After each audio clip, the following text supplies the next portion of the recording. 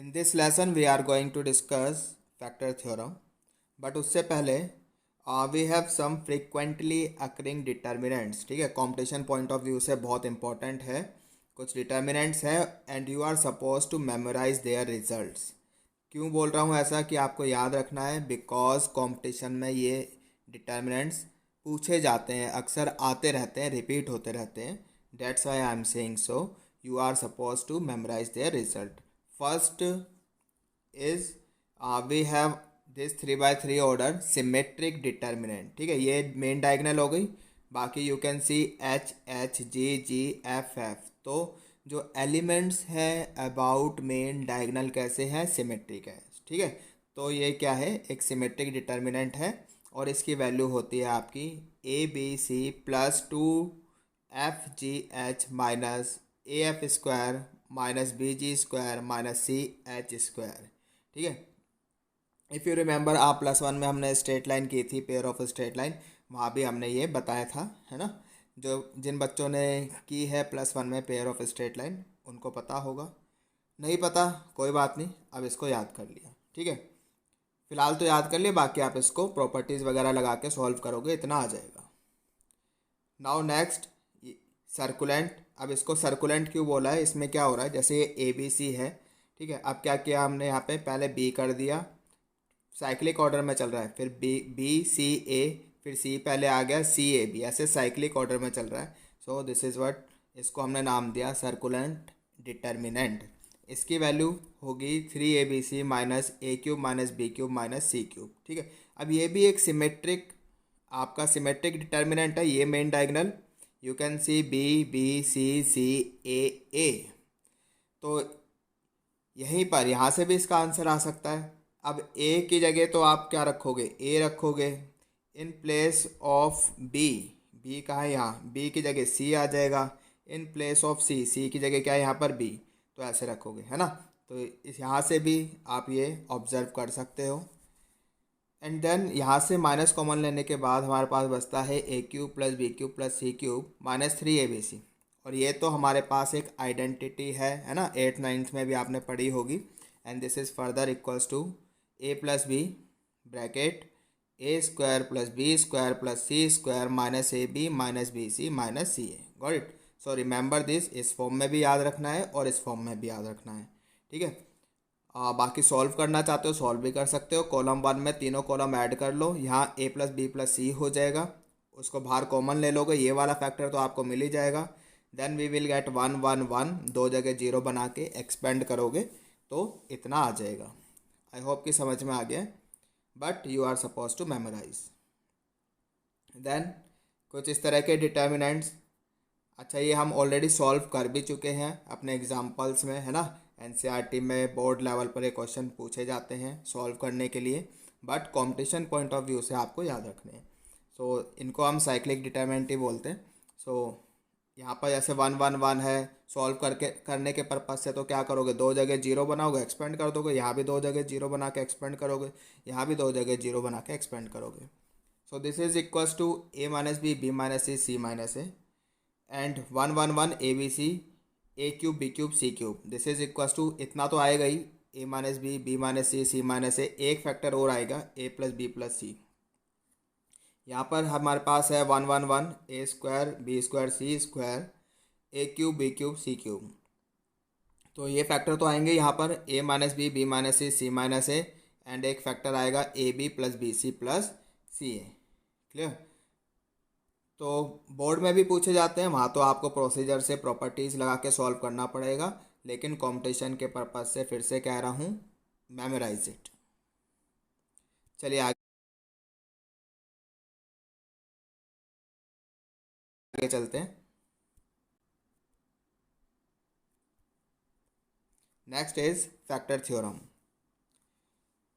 तो अभी जैसे हमने ये वाला डिटर्मिनेंट पढ़ा था, क्या बोला था कि इसको याद रखना, A minus B B minus C C minus A.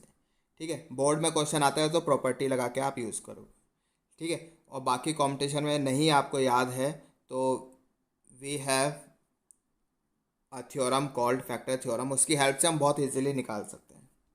For example, जैसे यहाँ पे अगर मैंने A की जगह B रख दिया, put A equals to B, तो ये क्या हो जाएगा 1 बी स्क्वायर। तो ऐसा करने से क्या हो गया, R1 और R2 दोनों इक्वल हो गई।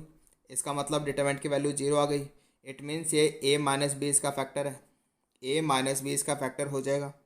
ठीक है, अगर हम इसको 1 मिनट के लिए आप क्या करो, a को x मान लो, a को x मान लो, आप एक्सपेंड करोगे तो x में एक पॉलिनोमियल लिखा जाएगा, है ना। फिर हमने क्या कहा, ए को एक्स रखा, फिर एक्स की जगह हमने कुछ पुट करा A B C ऐसे करके ना, तो ये आपका फैक्टर बन रहा है यहाँ पर। सिमिलरली बी की जगह सी रखो तो R2 R3 कॉमन इक्वल हो जाएंगे। इसका मतलब क्या है, बी माइनस सी भी फैक्टर है। फिर सी की जगह ए रख दो तो क्या हो जाएगा 1 A R3 और R1 इक्वल हो जाएगी रो, तो इसका मतलब सी माइनस ए भी फैक्टर है। Got it. यानी कि ये वाली टर्म तो पक्का आएंगी इसके आंसर में, जब आप इसको एक्सपेंड करोगे ये वाले फैक्टर्स तो पक्का है कि ये आंसर में इन्वॉल्व होंगे। क्या और भी कोई फैक्टर हो सकता है क्या, या कोई कांस्टेंट साथ में लग सकता है, अब हमें ये चेक करना है। फिर उसके लिए हमने क्या करा, चलो 1 मिनट के लिए हमने क्या करा, ए को 0 रखा, इसको हमने 0 रखा और देखा एक्सपेंड किया तो 1, ये हाइड कर लो रो 1 एंड कॉलम 1। ठीक, तो ये आता है आपका B C² माइनस B²C। ये तो एक क्यूबिक इक्वेशन बन रही है, यानी कि लेफ्ट साइड में जब आप इस डिटर्मिनेंट को एक्सपेंड करोगे तो एक क्यूबिक इक्वेशन बनेगी। तो इसका मतलब ये है कि राइट हैंड साइड पर जो भी आपका आंसर आएगा वो भी क्यूबिक होना चाहिए। Got it. तो ये तो ऑलरेडी यहाँ पर जो राइट हैंड साइड है ऑलरेडी आपका क्या है, क्यूबिक है। तो यहाँ से ये पता चलता है कि अब और कोई फैक्टर नहीं आएगा। ठीक है, बट एक कांस्टेंट तो हो ही सकता है। ठीक है, तो right hand side must be cubic and this is already cubic, but एक कांस्टेंट हो सकता है। अब ये क्यूबिक है, अब इसके साथ में मैं कोई भी कांस्टेंट लगा दूँ, डिग्री थोड़ी ना चेंज हो जाएगी, डिग्री तो अभी भी वही रहेगी। तो ठीक है, हमने मान लिया कि कांस्टेंट क्या है, के है। अब इस के की वैल्यू निकालनी है। फिर हमने ए को 0 पुट किया। ठीक है, तो ये लेफ्ट साइड में क्यूबिक है, ए को यहाँ पे 0 पुट किया, ये हो गया 0 minus B B minus C and ये हो जाएगा आपका सी। तो ये हो जाएगा बी सी, इतना आ गया, माइनस अंदर चला गया, सी माइनस बी। अब now you can compare C minus B C minus B cancel, K is equals to 1। तो के की वैल्यू आ गई 1। ठीक है, तो देयरफॉर इसका जो आंसर है वो कितना हो गया, ए minus B minus C minus ए। ठीक है, अगर आपको ये फैक्टर थ्योरम आ गई तो बहुत इजी है, बिल्कुल हम ओरली बता सकते हैं कि आंसर क्या होगा। ठीक है, तो इतने सारे हमें कैलकुलेशन वगैरह करने की ज़रूरत नहीं, हमने तो बस हवा में ऐसे ही देख लिया, ए को बी रखा, ठीक है, रो इज़ इक्वल, इसका मतलब ए माइनस बी फैक्टर है, फिर बी को सी रखा, इक्वल बन रही है यानी कि बी माइनस सी फैक्टर है, सी को ए रखा, ये दो R3 R1 इक्वल बन रहा है यानी कि ये भी एक फैक्टर है, फिर ये एक क्यूबिक बन रही है तो ये ऑलरेडी क्यूबिक है। कांस्टेंट की वैल्यू फिर आप इस तरह से निकाल सकते हो। आई होप क्लियर है। एक और एग्जांपल देख लेते हैं। Now 1 1 1 ABC A³ B³ C³ this is equal to A minus B minus C minus A, एक फैक्टर और आ रहा है A plus B plus C. फिर वही कहानी, ए को बी रखा, बी को सी रखा, सी को ए रखा, सब ने सेटिस्फाई किया, डेल्टा सभी में 0 आ रहा है, तो इसका मतलब कि ये फैक्टर तो कंपलसरी है आंसर में होंगे। क्या और भी कोई फैक्टर हो सकता है? फिर हमने चेक किया लेफ्ट हैंड साइड की डिग्री क्या है, इसको हमने एक्सपेंड किया, चलो ए को 0 रखा, तो ये आपकी क्या बनती है, B C³ minus C B³, यानी एक 4 डिग्री इक्वेशन बनती है लेफ्ट साइड पर, यानी कि राइट हैंड साइड भी मस्ट बी 4 डिग्री टर्म। ठीक है, तो यहाँ से तो अगर हम आप इसको एक्सपेंड करोगे तो ये तो 3 डिग्री टर्म बनेगी, तो इसका मतलब ये है कि एक फैक्टर और आना चाहिए and that factor must be symmetric expression in ABC। जैसे ये A minus B minus C minus A symmetric है, ठीक है, ये भी सिमेट्रिक चल रहा है, तो यानी कि राइट साइड पर ये वाला फैक्टर जो है ये भी सिमेट्रिक एक्सप्रेशन होना चाहिए ABC में 1 डिग्री का। अब ABC में 1 डिग्री का कोई सिमेट्रिक एक्सप्रेशन आप सोचो, वो तो सिर्फ A प्लस बी प्लस सी हो सकता है और कोई पॉसिबिलिटी है ही नहीं, है ना। तो इसलिए यहाँ पर ये फैक्टर हो जाएगा ए प्लस बी प्लस सी। तो ऐसा करने से क्या हो गया, 4 डिग्री की टर्म बन गई। ठीक है, अब कोई साथ में कांस्टेंट भी तो हो सकता है। लेट्स से कांस्टेंट के है, अब इस के की वैल्यू निकालनी है। फिर वही कहानी, ए को 0 रखा दोनों साइड, तो यहाँ पर तो ये 4 डिग्री इक्वेशन बनेगी आपकी। इसको हाइड कर लोगे, B C cube minus C B cube, got. और यहाँ पर ए को 0 रखा है, वी गेट माइनस बी, यहाँ से बचेगा ये सी बचेगा, बी माइनस सी यहाँ पर है, यहाँ पर बी प्लस सी बचेगा। तो ये माइनस अंदर गया, C minus B, C minus B, C plus B तो हो गया सी स्क्वायर बी स्क्वायर, और बी इंटू सी ये रहा। ठीक है, तो कंपेयर कर लो, यहाँ से के 1 आ गया, यानी के की जगह आप 1 रख दोगे। सो दिस इज़ योर आंसर, जो हम बता रहे थे, ये आपका फाइनल आंसर हो जाएगा। आई होप क्लियर है। एक एग्जांपल और देखते हैं।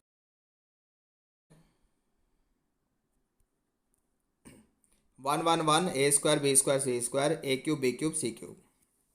Now this is equals to A minus B minus C minus A and A B plus C A. फिर वही कहानी, ए को बी रखो, बी को सी रखो, सी को ए रखो। ऐसा करने से दो दो रो इक्वल बन रही है, इक्वल बन रही है, तो ये फैक्टर है, मतलब कि आंसर में ये 3 फैक्टर तो आएंगे कंपलसरी है।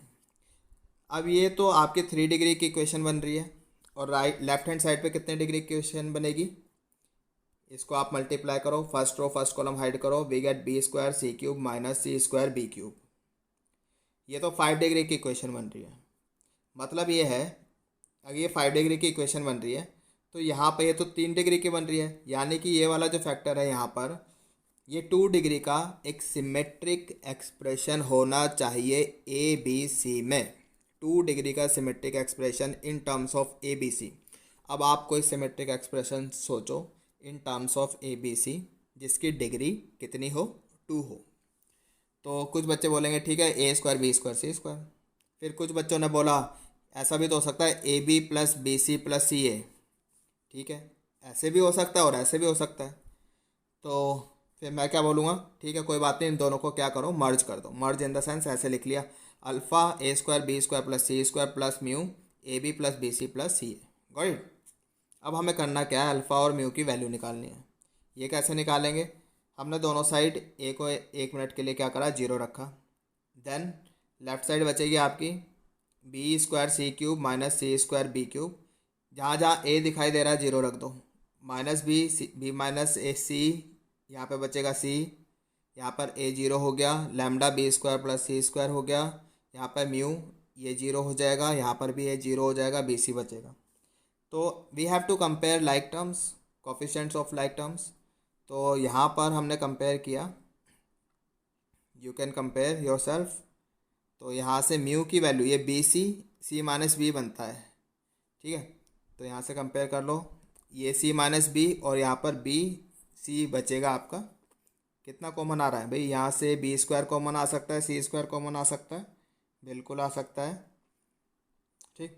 और सी माइनस बी, तो अब आप देखो, तो यहाँ से लैम्डा तो कुछ नहीं आएगा, लैम्डा तो 0, ये वाली टर्म बनेगी ही नहीं।